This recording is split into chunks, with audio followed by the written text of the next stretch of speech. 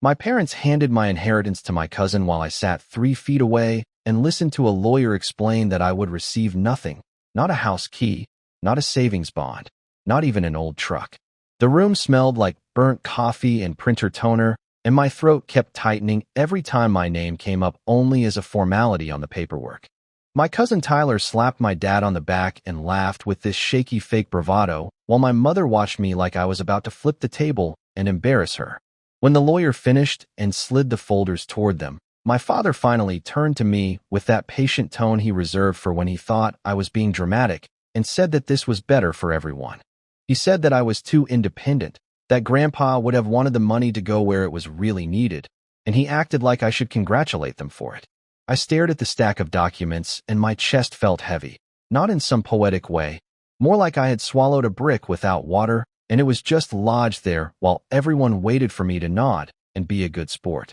Grandpa had lived in that small ranch house in Columbus for 35 years, and every time I had fixed his leaky sink or changed his light fixtures, he had told me that one day the place would be mine, and I had always brushed it off because it felt weird to talk about it. Now the lawyer cleared his throat and explained that the final version of the will left the house and the majority of the cash to my mother, who had in turn signed a transfer agreement to give it to her nephew Tyler under her own estate plan, which meant I had no standing to object. My hands were flat on my jeans to keep them from shaking, and I could feel the textured seam under my fingertips like it was the only real thing in the room. Tyler tried to make it sound generous. He said that I was doing great in Cincinnati with my tech job and my apartment and my new car, and that he was just trying to get his auto shop off the ground and could really use the boost. He kept saying that word boost like we were talking about a protein shake and not the house where I had spent every summer while my parents worked late and forgot to pick me up. My mother chimed in that this was exactly what Grandpa would have wanted because he always worried about Tyler and that she and Dad had talked it over for weeks. She said that I had always been so capable and that I did not rely on them the way Tyler did, as if that was a character flaw that needed to be corrected with financial punishment.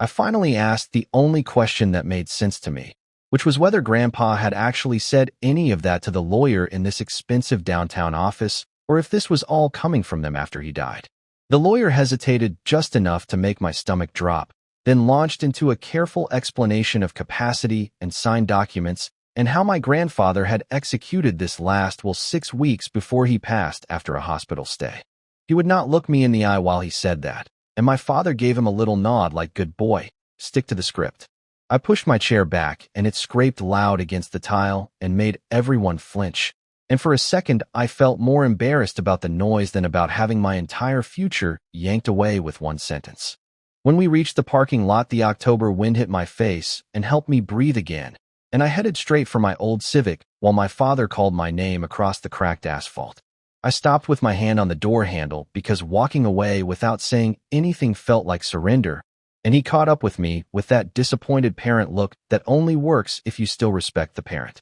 He said that money changed people and that he hoped I was not going to prove everyone right by throwing a tantrum. I told him that I had taken unpaid days off work to drive Grandpa to appointments while he and Mom were in Florida, and that I remembered Grandpa saying that he had taken care of me in his will, and that none of this lined up. My mother joined us and said that grief was making me confused and that I should not turn this into a family war. Tyler hovered a few steps away by his shiny new truck, pretending to check his phone, and every time I glanced at him, I pictured my grandfather walking with his slow shuffle to his mailbox at that house, the one I would apparently never open again with my own key. Back at my apartment that night, I threw my tie on the couch and just sat there in the dark while the fridge hummed louder than my thoughts for a while. And then my phone buzzed with a message from my Aunt Denise in Cleveland. It was just a single picture of a sheet of paper and a short line telling me that this was the only copy she had and that I should delete the photo after I saw it. I zoomed in and saw my grandfather handwriting from 2 years earlier on a notarized draft of a will that clearly named me as the primary heir to the house, the savings account, and the remaining life insurance. Under that there was a sticky note in different handwriting with a date from last year and a scribbled reminder to talk to my mother about updating things. My right hand started shaking so hard that I almost dropped the phone, because in that moment I knew the version I had watched the lawyer read that afternoon was not the first plan and probably not Grandpa's free choice, but I had no idea yet how deep it went or how much they had already moved around behind my back. And that thought settled in like a second weight in my chest that pushed the air out again. That was the moment I realized that my parents had not just cut me out. They had rewritten history while I was busy building the independent life they now used as their excuse, and I knew I had to find out exactly how they had pulled it off. The next day at work, I stared at lines of code that refused to make sense because every time my fingers touched the keyboard, I saw that fuzzy photo of the older Will instead of my task list, and the debugging window blurred until my manager Noah slid into the next chair and asked if I was planning to actually finish anything before lunch. I mumbled something about family stuff and he backed off because he was not the type to pry, but his reminder that deadlines did not care about my emotional crisis was enough to shove me into at least pretending to be productive. When I took my break, I went straight out to the back staircase, pulled up the number from the business card of the probate lawyer, and called his office while I watched delivery trucks maneuver into tight spots beside the dumpster. The receptionist sounded cheerful until I gave my name and the case number and asked for a copy of every version of my grandfather will on file, including drafts, notes, and any medical statements about his condition at the time of signing. There was a pause while she clicked through something on her screen. Then her tone shifted into formal distance as she explained that as a non-beneficiary, I did not have the right to that paperwork, and that any request would need to come through the executor, which was my mother. I asked whether there was a record of who had arranged the last-minute change 6 weeks before Grandpa died, and whether anyone had brought documentation about his mental state. She repeated that she could not discuss details with me and suggested that I speak with my family, which made me laugh through my teeth in a way that probably sounded more like a threat than I intended. I drove back to my parents' place that evening without texting ahead, because giving them a heads up felt like warning an opposing team about your plays, and as I pulled into their driveway, I noticed Tyler's new truck parked crooked like it already belonged there. The house looked the same as always from the outside: the sagging basketball hoop, the faded garden gnome, the flag on the porch, but when I walked in, my mother's expression had that tightness that meant she knew exactly why I was there. She sat at the kitchen table with a mug of tea and stacks of printouts that she flipped over the second I glanced at them, and my father leaned against the counter with his arms crossed, which he liked to think made him look authoritative instead of defensive. I told them about the draft will and Aunt Denise photo and how Grandpa had put my name first on everything 2 years ago, and I asked when they had decided that I was too independent to deserve what he wanted to leave me. My father said that people change their minds, and that Grandpa had come to see that Tyler needed the house and the money more than I did, and that grown adults did not cling to inheritances like lottery tickets. My mother went further and claimed that I had pulled away from the family ever since I completed college and moved out of town, that I rarely drove up to visit unless someone needed a favor or a ride, and that Grandpa had noticed how often Tyler came around to mow his lawn and sit with him. I reminded her that I worked 50 hours a week and that every time I had visited, I had ended up fixing something or managing a medical bill, while Tyler had once left Grandpa alone in the emergency room because there was a game on, but she brushed it aside and said that I was making this ugly. She repeated that phrase, too independent, in the same tone someone might use for too selfish, and hearing it from her mouth instead of a lawyer checklist made my skin prickle. The argument dragged from the kitchen to the living room, and at some point Tyler wandered in from the hallway where he had clearly been listening, his face stuck in that guilty half grin he used in every family photo. He tried to play peacemaker and suggested that we could work something out, like him letting me rent Grandpa's house from him at a reduced rate someday, or maybe giving me a cut from the eventual sale if his shop took off. I stared at him until he shut up, because there was something about the idea of having to pay my own cousin for access to the house, where I had slept on the couch after long days at the hospital, that made my vision tunnel. My father stepped between us like he expected a fight and told me that if I cared more about money than family, then maybe it was a good thing that Grandpa had left everything to the people who still believed in loyalty. 2 days later, my phone buzzed while I was eating a bland sandwich at my desk, and this time it was a blocked number that left a voicemail instead of a text. I slipped my earbuds in and listened to a quiet female voice telling me that she worked at the law firm that had handled my grandfather's estate and that she could not talk long, but that she had seen something that bothered her. She said that the timing of the last will, the rushed appointment, and the way my parents had pushed the process had not felt right to her, and she suggested that if I wanted to challenge anything, I should try to get the hospital records for the week before the signing. At the end, she added that she was sending me something from a personal email and that I should check my inbox in an hour. When I opened my laptop that night in my cramped living room and refreshed my email, there was a new message from a generic Gmail address with no subject and a single PDF attached. And for a few seconds, I just watched the spinning icon, because I knew that whatever the file contained was probably going to make this whole thing explode into something that would not be fixed with a family meeting.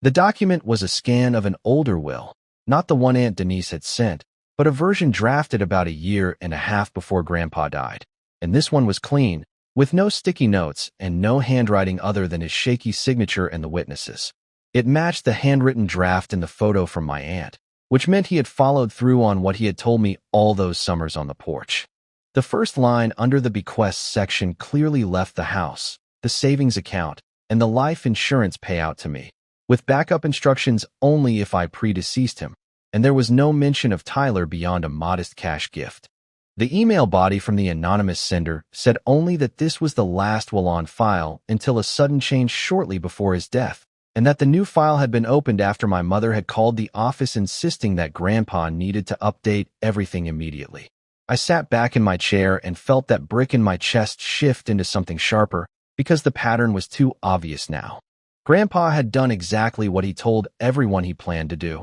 and then 6 weeks before he died, after a hospital stay where he drifted in and out of lucidity, my parents had stepped in and rearranged everything under the banner of what he would have wanted. I needed to know whether he had even understood what he was signing at that point, so the next morning I requested his medical records from the hospital, claiming my role as the family member who had handled much of his care. The woman at the records desk asked me to fill out forms and warned me that there would be a delay, but when I mentioned the dates around his last admission, she frowned and said that there had already been a similar request last year from my mother. I talked to a friend from college that night, a guy named Marcus who had gone into law instead of tech and was now drowning in student debt at a small firm in town. We sat in a noisy bar where the TVs played sports I did not care about, and I slid my phone across the table with the PDF and the email while he picked at a bowl of stale pretzels. He scrolled slowly, his eyes moving back and forth like a metronome, and then he asked one question that cut through all the emotional static, which was whether Grandpa had been medically cleared as competent when he signed the final will.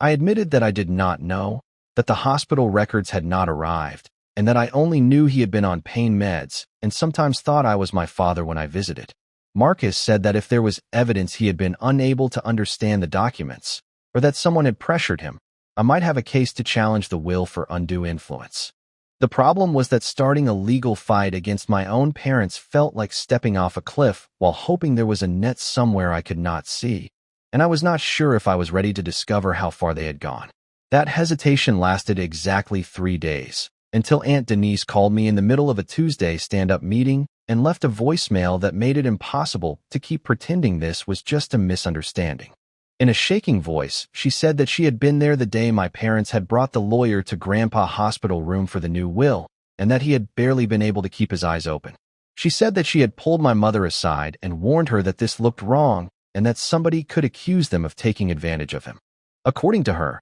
my mother had replied that this was simply correcting a mistake because I was too independent for my own good and would waste the money on my own life instead of on the family. When the hospital envelope finally came in the mail at the end of the week, I sat on my couch with a utility knife and opened it carefully, then spread the pages out across the coffee table like I was setting up a crime board. The nurse's notes from the day Grandpa had signed the last will described him as confused, disoriented, frequently asking what year it was, and experiencing episodes of paranoia. That notation sat beside the timestamp of the lawyer visit like an accusation, and I took a picture and sent it to Marcus with a single line asking him whether this was enough to start something. He called me back 10 minutes later and said that it was ugly, but it gave me leverage, and that if I wanted to fight for what Grandpa actually intended, it was time to file a contest. The anonymous paralegal emailed me again that night from the burner account. Short message, no greeting, just a note that the firm had logged my grandfather case as closed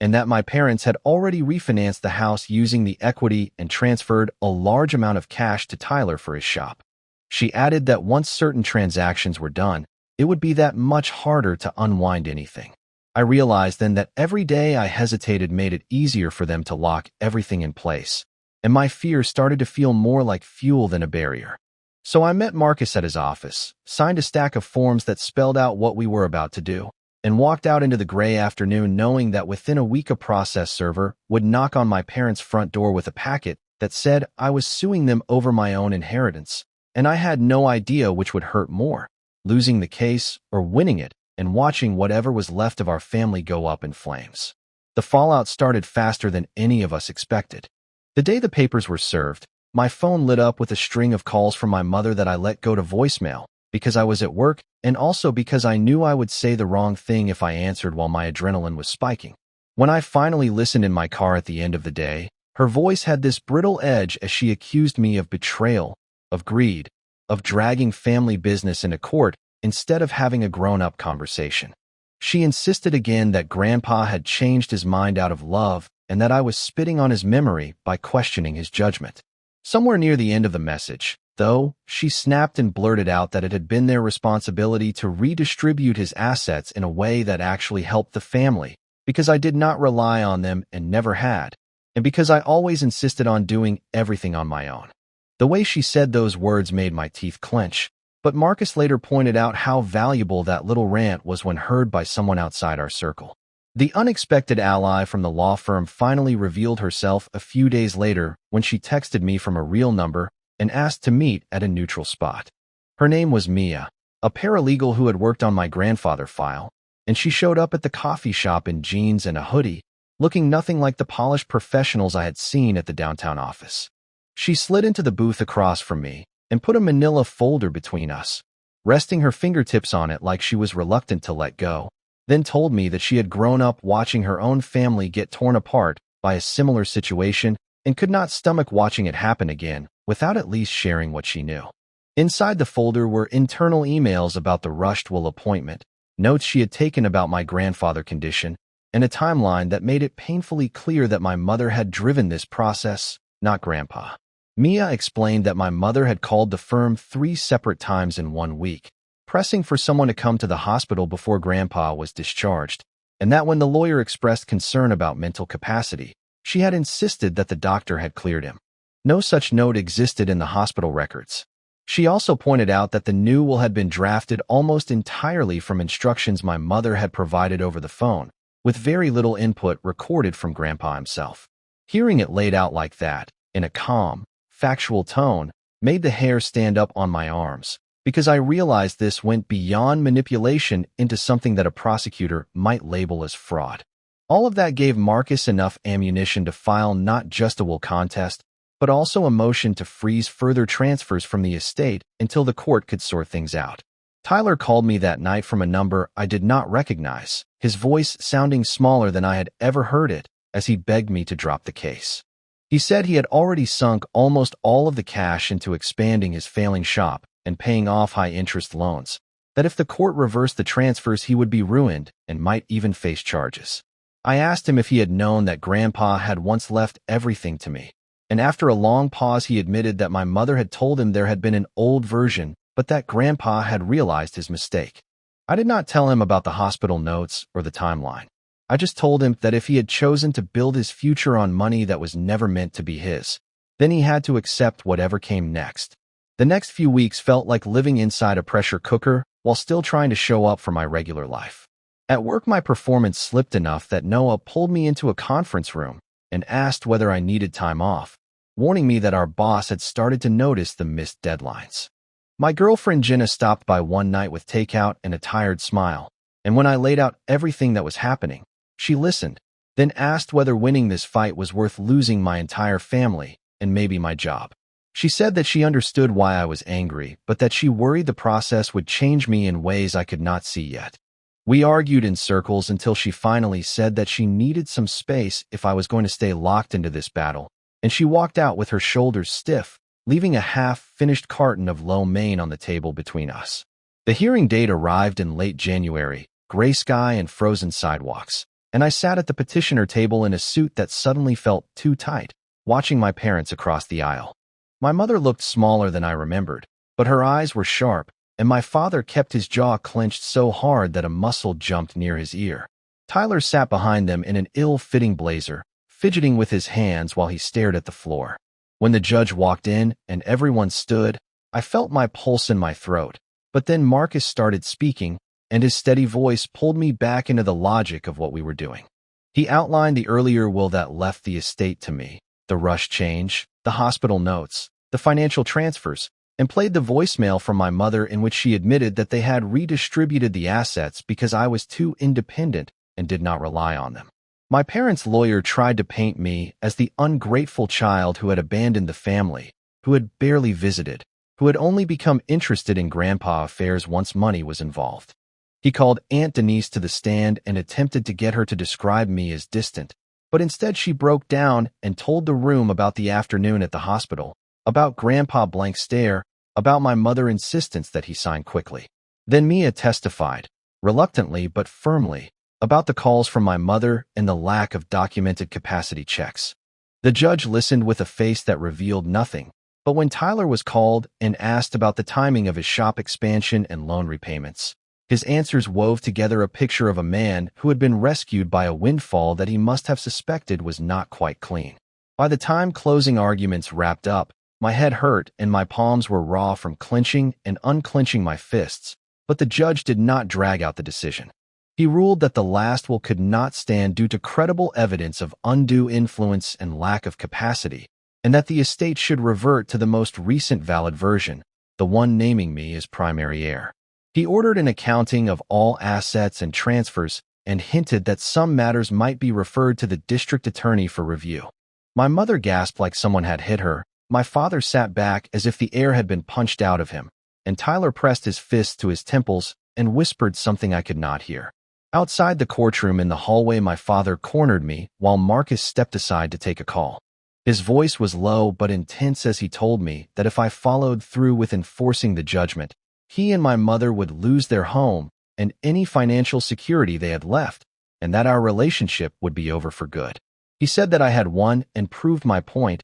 and that a good son would stop before he destroyed his parents. I thought about Grandpa hospital room, about the drafts of the will, about all the times they had praised my independence until it gave them an excuse to cut me out, and I realized that I had already lost them long before any lawsuit. I told him that whatever happened next was the result of their choices, not mine, and watched his face close off completely as he turned away without another word. When Marcus caught up to me on the steps outside, he warned me that the victory was not as clean as the ruling made it sound, because the estate records showed that a huge chunk of the money was already gone, wrapped up in Tyler failing business and my parents' refinanced mortgage. We would have to decide how hard to push, whether to force repayments that could bankrupt them or accept a smaller settlement, and that choice settled over me like a weight that somehow felt heavier than the fight to get here. In the months that followed, the consequences unfolded in slow motion, messy, and uneven. The court-appointed accountant worked through my grandfather paperwork and confirmed what Marcus had already suspected,